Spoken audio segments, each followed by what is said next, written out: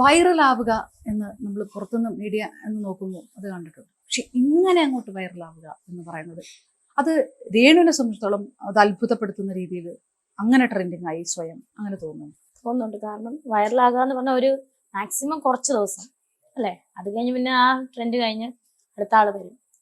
ഇത് വെച്ചാല് ഒരു റീല് ചെയ്തതിനെ തുടർന്ന് ദാസന കോഴിക്കോടുമായിട്ട് ചാന്ത് കുടഞ്ഞൊരു സൂര്യൻ അതൊന്ന് ചെയ്യുന്നത് ഞാൻ കണ്ടത് ഔട്ട് പറഞ്ഞു. പിന്നെ വൈറലായോ എയറിലാണോ ഒന്നും അറിയില്ല. അതുപോലെ തന്നെ ഇന്നീ നിമിഷം വരെ ഇങ്ങനെ ഓരോ ആരോപണങ്ങളും അതും ഇതും എന്താ പറയാ റിയാക്ഷൻ വീഡിയോസ് ആയിട്ടും എല്ലാം രേണു സുധി എന്ന് പറയുന്നൊരു കണ്ടന്റ് അല്ലെങ്കിൽ ഒരു സബ്ജക്റ്റ് യൂട്യൂബിൽ എവിടെയാണല്ലോ ഉണ്ട്. ഒരു ഇൻസ്റ്റാഗ്രാം തുറന്നാലോ, അല്ലെങ്കിൽ ഞാൻ തന്നെ അത്ഭുതപ്പെടുക, ഇൻസ്റ്റാഗ്രാം തുറന്നാലോ യൂട്യൂബ് തുറന്നാലോ വേണ്ട ഫേസ്ബുക്ക് തുറന്നാലോ ഈ ഒരു കണ്ടന്റിന് വ്യൂസും കൂടുതലാണ്. രേണു സുധി പേര് മതി, വ്യൂസും കൂടുതലാണ്, കമന്റ്സും കൂടുതലാണ്, എല്ലാം അങ്ങനെ തന്നെ നിൽക്കുന്നു. അതായത് കണ്ടന്റിന് അപ്പുറത്തേക്ക് രേണു സുധിയാണ് ഇതിനകത്ത് കൂടുതലാവുന്നത്. അത് ശരിക്കും അത് സുഖമുള്ള കാര്യമാണ്.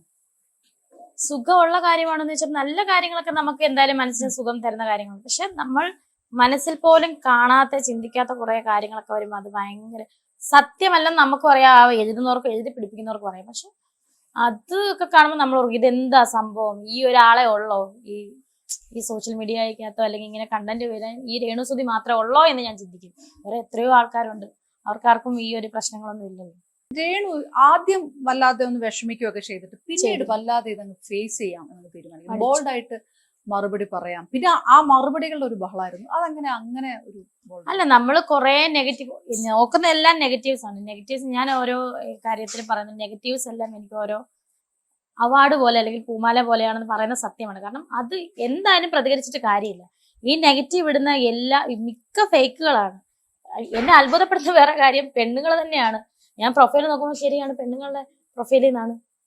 അപ്പൊ ഞാൻ ആലോചിക്കും അവരെ കൊണ്ടൊന്നും പറ്റുന്നില്ല. അവര് കിടന്ന് സോഷ്യൽ മീഡിയ കാണിക്കുന്നുണ്ട്. കൂടി വന്ന 200 പേര് കാണും, അല്ലെങ്കിൽ 10 പേര് കാണും, അവരുടെ വീട്ടുകാരും കുടുംബക്കാരും. ഇതെന്ന് വെച്ചാൽ ലോകം മുഴുവനും എന്താ ഉള്ള മലയാളികൾ ഉണ്ടെങ്കിൽ അവർ കാരണം ഞാൻ എന്നെ പൊക്കി പറഞ്ഞല്ല, മിനിഞ്ഞാന്ന് ഞാൻ ജസ്റ്റ് ചുമ്മാ ഒരു റീൽ ഇട്ടതാണ്, ഒരു ഡാൻസ് വീഡിയോ. വൈകിട്ടായപ്പോ 4 ഇന്നലെയാണ് മിനിഞ്ഞാന്ന് 3.5 മില്യൺ, ഇന്ന് 4 മില്യൺ വ്യൂസ് ആണ്. എന്നെ അത്ഭുതപ്പെടുത്തുന്നതാണ്.